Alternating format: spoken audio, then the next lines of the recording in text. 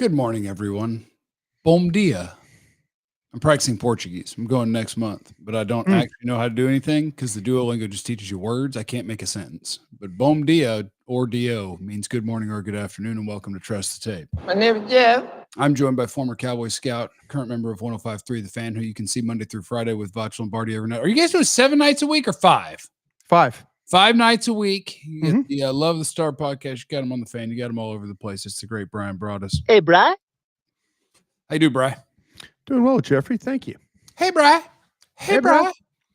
I put 2 things in the title, 2 things that you texted me this morning that we're going to talk about. And you can tell me which one you like and which one you want to do first. Mel Kiper has hit the Cowboys' first-round pick 2 out of the last 3 years in his mock drafts. He has put Omarion Hampton to the Cowboys 3 times in a row at number 12.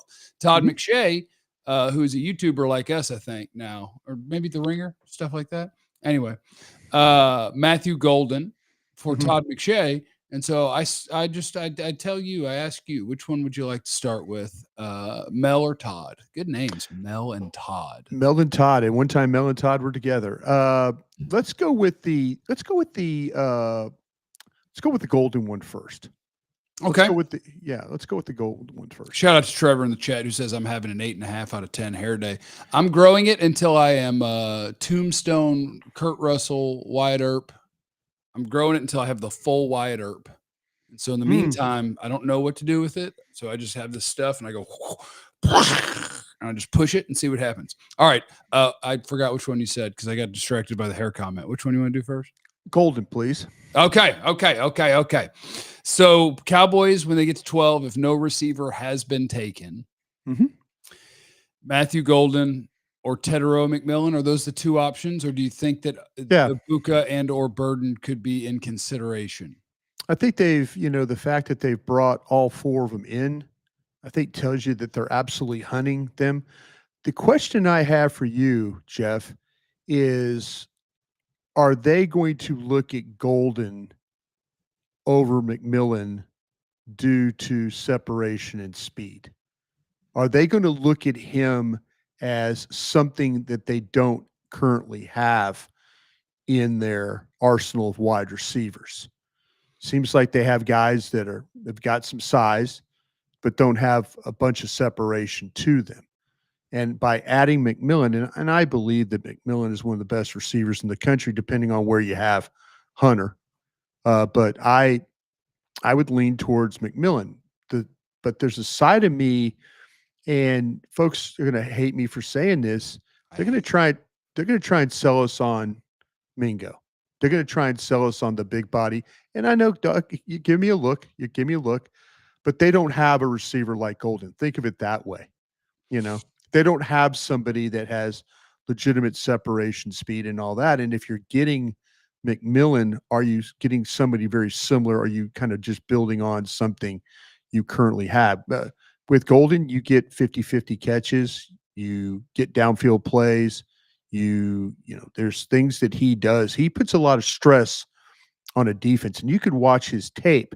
And I'm a big fan of all they've got. I mean, I'm a fan of, I say this of the ones that are on the board. I'm a fan of Burden. I'm a fan of Ibuka. But I understand that Golden might be really different than the other 3. And so I just wonder where you would think this is going to fall. Are they going to say, we've got this guy, we've got these types of guys when we're talking about McMillen? We don't have somebody like Golden. Well, Brian, what I would tell you is that this would fit for if they're selling us on Mingo, I would say what they're really saying is, Why not just start the day fucking it up? Oh, that's okay. That's what our colleague Vach Lombardi says, that NFL teams screw this up all the time. Yeah, the Eagles are the best at letting teams screw this up. And then at the end of the round, and they pick the best player on the board and they go, thank you. That's not always the case, Jeffrey. They drafted Rieger in a wide receiver rich room. That was a while ago. But it happens. It happens. It happens. It happens. They're not It perfect. happens. They're not It perfect. happens. The Raiders got to draft it. They drafted that the kid from Clemson instead of all those other receivers. It happens. I just mean that, like, the Eagles recently, they've let The Eagles. Nolan Smith fell in their lap. Yeah, but see, that's what I'm saying. They multiple first round picks. They've done a good job of trading around, getting picks. They've had some guys that actually looked like they might be kind of teetering on not being good enough. That all of a sudden, Nolan Smith, he was, we all talked about him in the top 10. He ended up being getting picked at the end of the draft.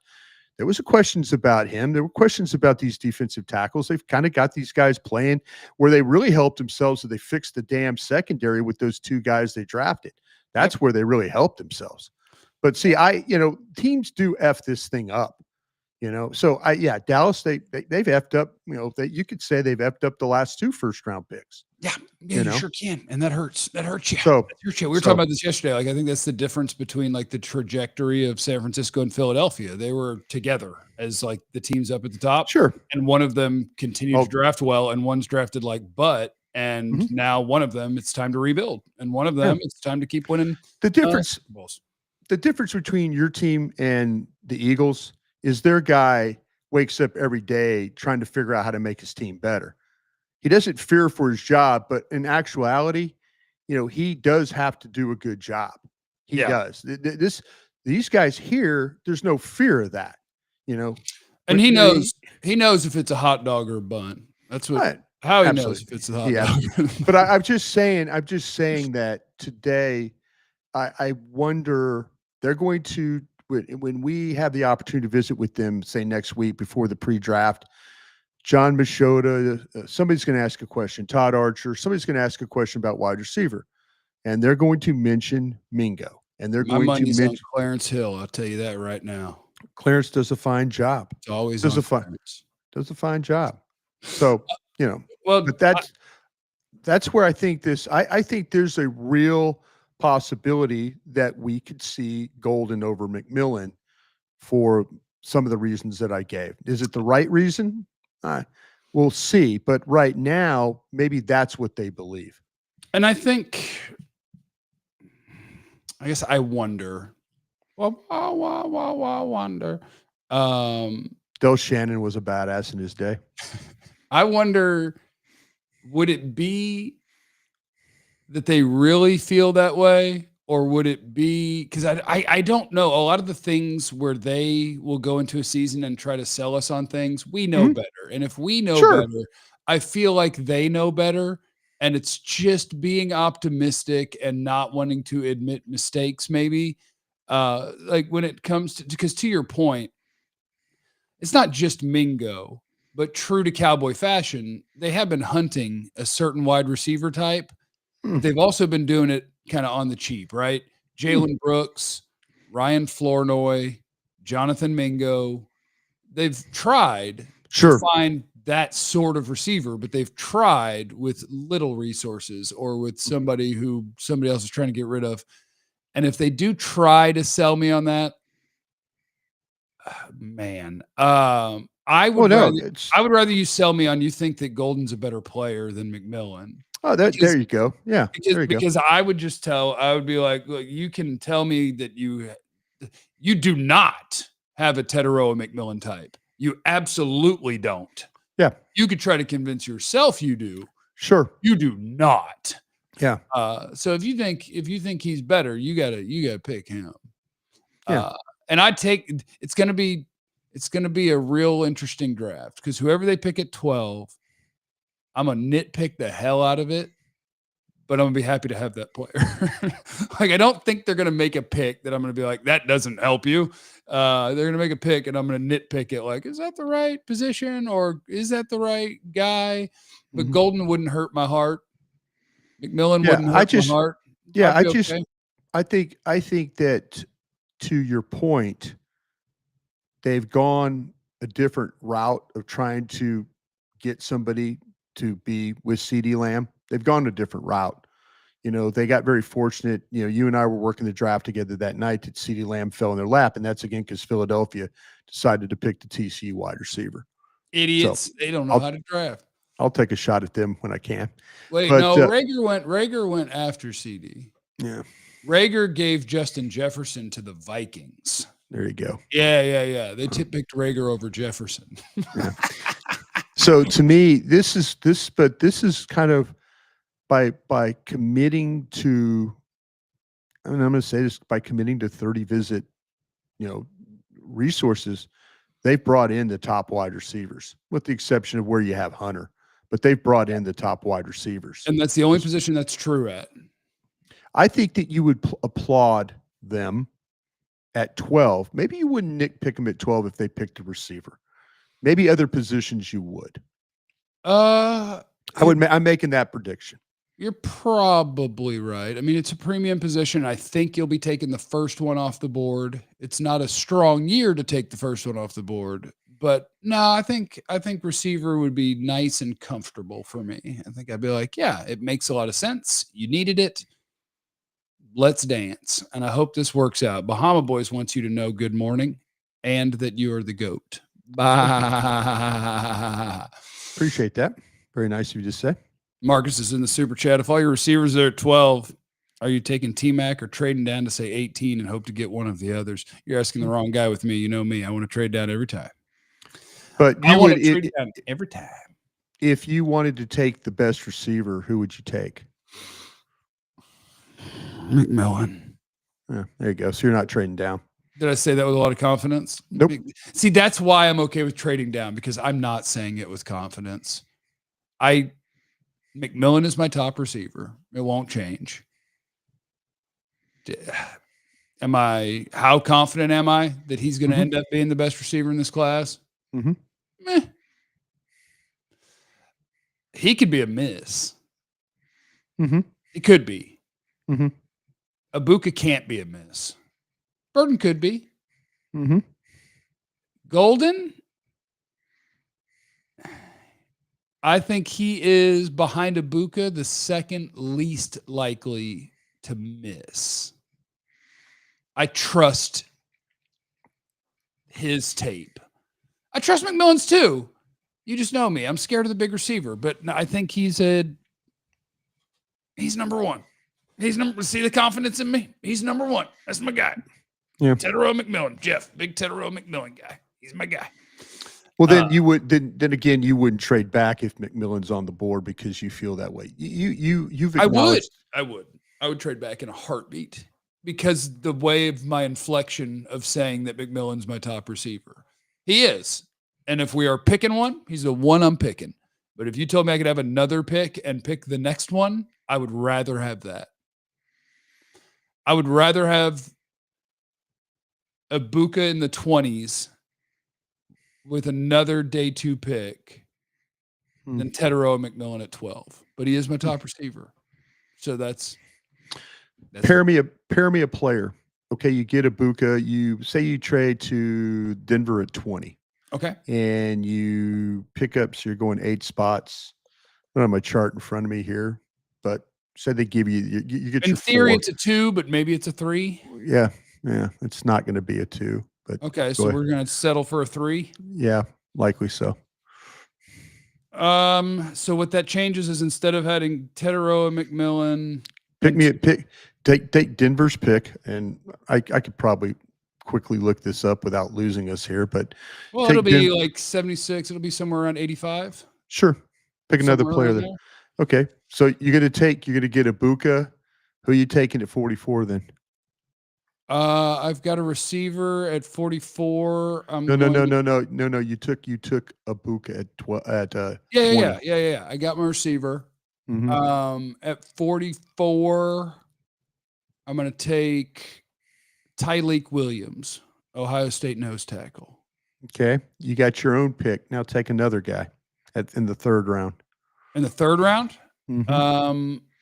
How about my 3rd rounders are RJ Harvey, the UCF running back, and thanks to Denver, I also get Quincy Riley or Noel Williams. I get a corner. Okay. So what you did was you got Ibuka and Riley instead of McMillen. And I would prefer that. The wide receivers are close for me. They're close for me. Whichever one we're talking about at the moment, I'm like, yeah, that works.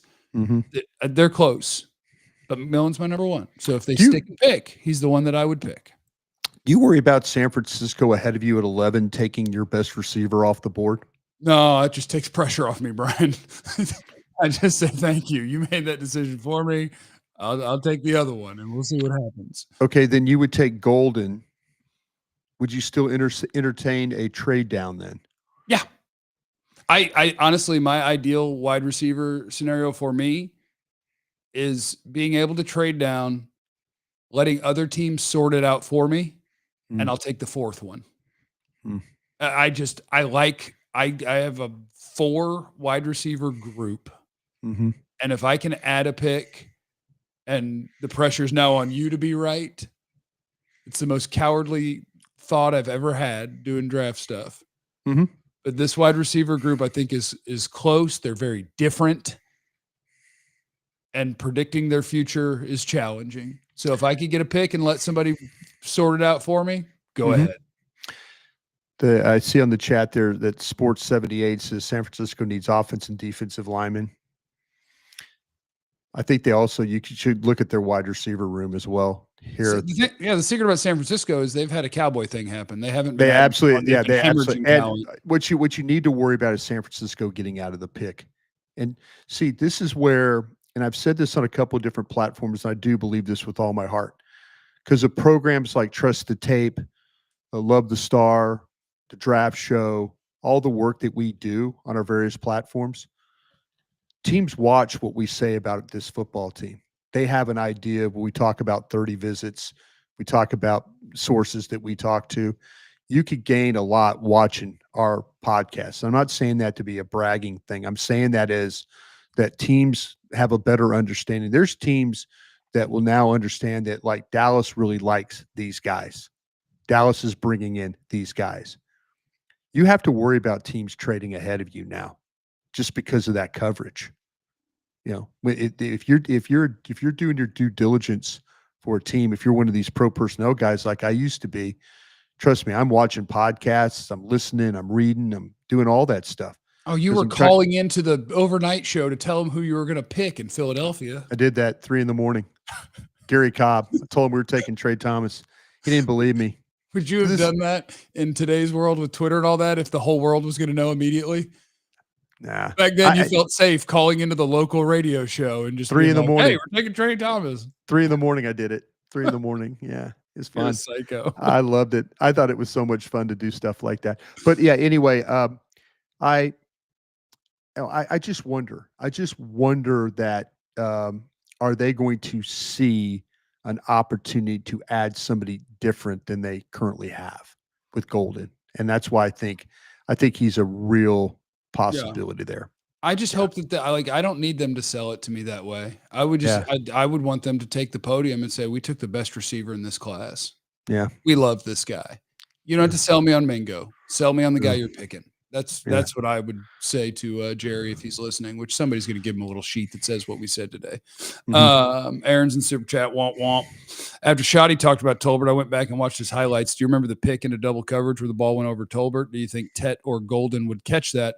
I can't claim to remember the play because I have a terrible memory. But if you overthrew Tolbert by just a little bit, you did not overthrow Tetairoa McMillen. I'll tell you that. No. That man's catch radius is the equator. He's going to catch your football if it's close. Yeah, well, that's his, the volleyball background is about timing. It's about extension. It's about, it's a lot of things to able to play volleyball. You have to have the vertical, you have to have the ability to, like I say, to time, to use your eyes to extend. I mean, that's why he's a beast when it comes to we talk about 50-50 balls. That's more like 70-30, 80-20 with that guy. Did you see the picture? Did you see the picture shared on Instagram of winning the volleyball tournament, won some cash? You know what I'm talking about? McMillan and congratulations. Yeah, we're very similar in our timing and our athleticism at this point. Sure.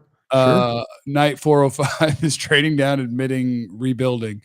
No, it's just strategy, man. It's just, This is one of those years where, and you tell me, Brian, as a guy who has been in that room, Mm-hmm. are there people that when it comes to trading down, and I picture Jerry Jones and Stephen Jones, honestly, as two of the guys who are decision makers in the league who have some of the biggest egos in that world. And I feel like they probably all have very big egos.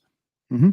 But Jerry saying many times, like, well, I don't want to call somebody because now they've got the leverage. This is a year where I understand the point of a trade value chart. You're taking the results of these players over years and years and years and years and years, and you're putting a value on that, and that makes sense to give yourself a chance. But if you also believe in the way that you've evaluated the players, and you believe that, like in my mind, this draft, if I've got a crack at Abdul Carter, Travis Hunter, Mason Graham, even Ashton Genty, like I'm taking it. Outside of that, if I can get out and trade down and add more picks in this draft, I do believe in my ability to look at these guys and have an idea of what I'm looking at. And I do think that it's very muddy. It's not as clear in terms of it's this guy and then this guy and then this guy. I'm willing to lose the trade down. I'm willing to because I think it's better for me this year. And I don't think that means that teams are going to think, hey, in the future, remember, boy, we can really get over on that team. Because when you try it again the next year, I'll be like, oh, no, absolutely not. Like that was because of how I felt about certain players. You're insane. Don't call me thinking that I'm going to give you the best deal all the time. But do teams fear losing a trade down and like the people are going to look at them like, oh, they got you. Look at the points.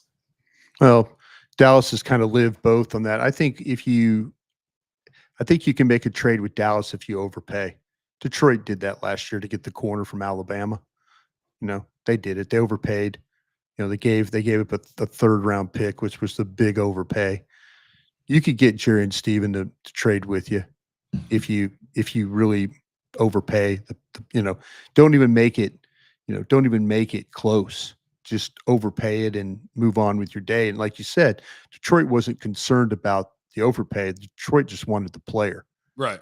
So they were willing to overpay to make it happen. I think there's a lot of times we have seen the Cowboys, though, lose a trade massively. We talk about the Travis Frederick trade. And they nailed it. They lost massively on the trade. Make sure you do that because they got the player they wanted. He was a Pro Bowler, and they got the player, but they maybe could have got a better player. There's a reason there's second round players and third round players. You let me pick in the second round and not pick in the third round, I have a better chance of picking a better player. For sure. Freak Jesus is in the super chat. Let's draft some taco pizzas for the Bell boys for breakfast. Carrie, that doesn't make any sense, but I appreciate it. Colt's in the super chat. Yeah. With the Cowboys not having a fourth round pick, would drafting Jaden Blue in the third be a bad selection? This offense could use a home run hitter. Third round is where I have Jaden Blue. It's a Texas running back. It's where I have him. But boy, just everything I see from every person who is talking to people, it sure looks like I can get him on day 3. And I'll be happy as hell for that. Yeah, I think there's a level of running backs where you have to determine. I think just trying to put it into simple terms, there's the very good that are the second round guys, and there are the good. I think Blue kind of falls into the bottom tier of the good. So I think you have to be, I think Dallas, to me, it makes more sense to try and address this thing before you get out of the third round. I'm not interested in going into round 5. I might be. Brian, I keep watching them, and there's just so many. There's so many. And maybe I am more in line with you, like a second or third round one, and then another one in the 5th or 6th. And you can run Javonte and Miles Sanders out of town. I don't care. And I'm good for the next 4 years. Aaron with a 50 bomb. Respect for the OG Super Bowl scout, Mr. Bryan Broaddus. I don't mind Thank when you. you repeat things. I'd rather hear it a few times than not at all. Thank you. I appreciate that. Thanks for listening.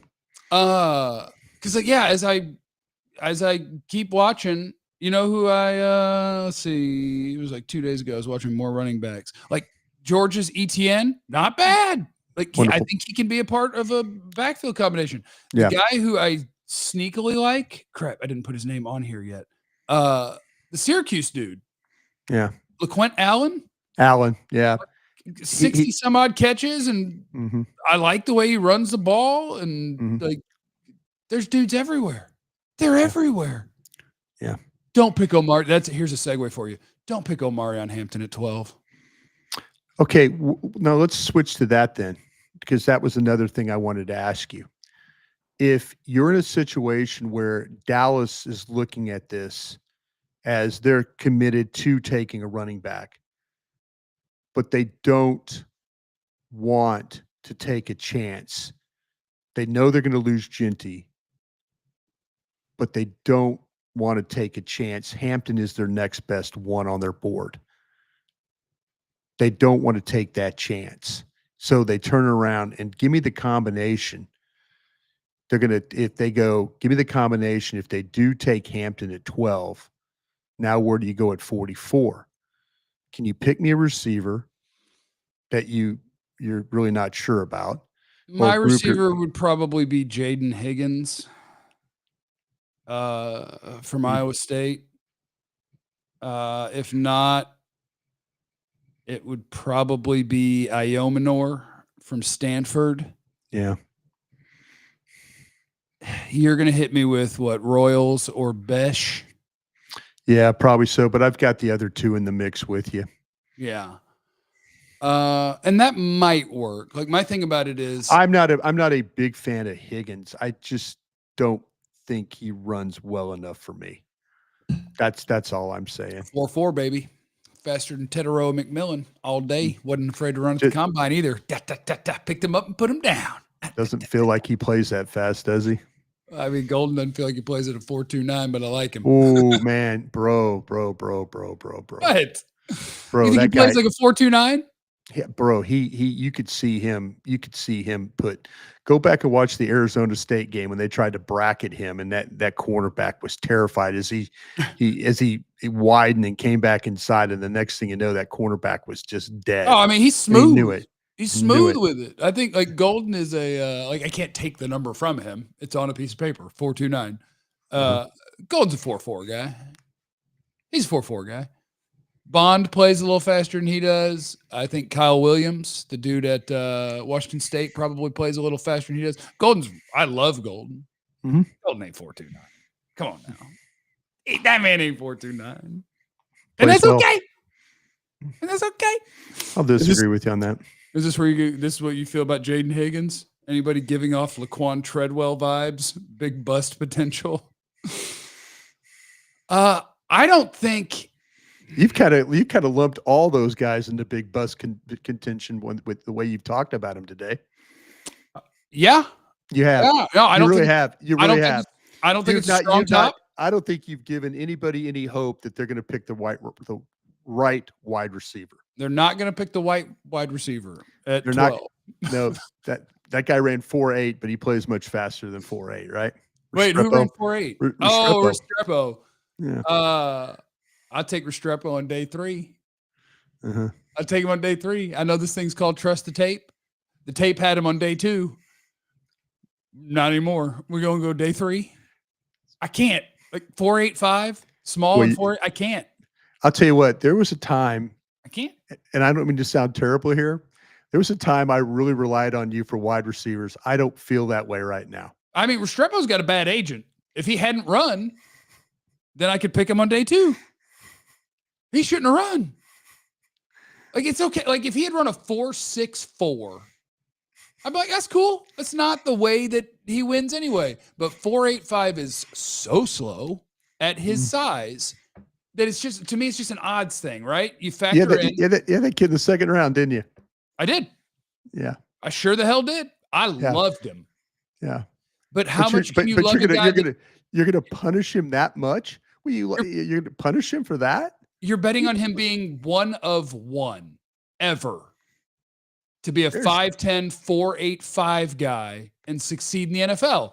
I have to take something I'm more confident in the second round. You're not confident in any of these wide receivers the way we're talking today. I'm confident. You're not. Don't sell me. I am confident that the top You're not, four. Jeffrey. You are not confident. I am confident the top four would be the Cowboys' number 2 receiver immediately. Boy, you need listen here, Wyatt Earp. The top of this draft is not good, Brian. You're not confident, Jeff. You're not confident in this wide receiver group. Okay. Would you take any who's your top receiver in this class? McMillen? Well, it's actually Hunter because I think Hunter is going to be. Oh, never mind. Hunter's freak show. Yeah. Yeah. Hunter. McMillen. Okay. Would you take McMillen over Brian Thomas last year? I had Brian Thomas as the third best receiver in this draft. In this one? In last year's draft. I had a first round grade on Brian Thomas. And where would McMillen rank? Because I think he would rank 4th or 5th in last year's class. Like it's not a good top of the draft. It's not a good one. And you know it. And I don't appreciate you trying to turn that on me and turn me into a hater. No, I'm not turning you into a hater. I am shocked that with 2 weeks to go in this draft, you have no confidence in picking anybody. 12's a bad place to be. You've totally let this draft and maybe the lack of depth in it or how it looks, you let it affect you in such a way that you don't want to pick any of these guys. I want to pick an offensive lineman. Banks? You'd love to pick Banks. I do, and Banks is going to go like 35th, so the league's going to tell me I'm an idiot. Banks is not going to go 35th, but yeah. I hate the top of this draft, Brian. I want to pick at 23 so bad. Okay. And have an extra pick. I don't like it. I don't like it. I don't like You've given our listeners no confidence in any of these wide receivers. But I've given them a glimpse into my mind, and there's value there. Oh, I like them. Again, they're going to pick him, and I'm going to be like, hell yeah, I'm really glad he's on the team. Man, that's 12's really high. Like, that's how I'm going to feel. All right, let's go to work, Brian. Let's go do our jobs. Yeah. I'd like to apologize for my performance today. I'd like to thank Brian for his performance today. I'm befuddled here. It's such a lack of confidence with two weeks to go. 2 weeks to go. It's like 2 weeks from today, Jeff is going to come on air and he's going to tell you, like, I just didn't like this wide receiver pick at 12. I'm so sorry. I don't know. I'm so sorry. It's just, look, Dane started it when I was talking to him like months ago, and he said the words "in this draft," and since then I'm looking at it and I'm like, man, what a bad top of the draft. I need to be either in the top 4 or trading down. That's where I need to live. Like I said, I wouldn't be surprised if they took Golden. I really wouldn't. And you know what? Brian, I'll tell you this. I sure would like to have Matthew Golden on my football team. Would you? Yes, I would love to have Matthew Golden on my football team. I love Matthew Golden. I think he's wonderful. I think he's one of the I would love to have Tetairoa McMillen on my football team too. I would have traded down. 12. But at 12? All right, we got to go. Remember, you have no idea what anybody's going through, so be cool to everybody. We love you.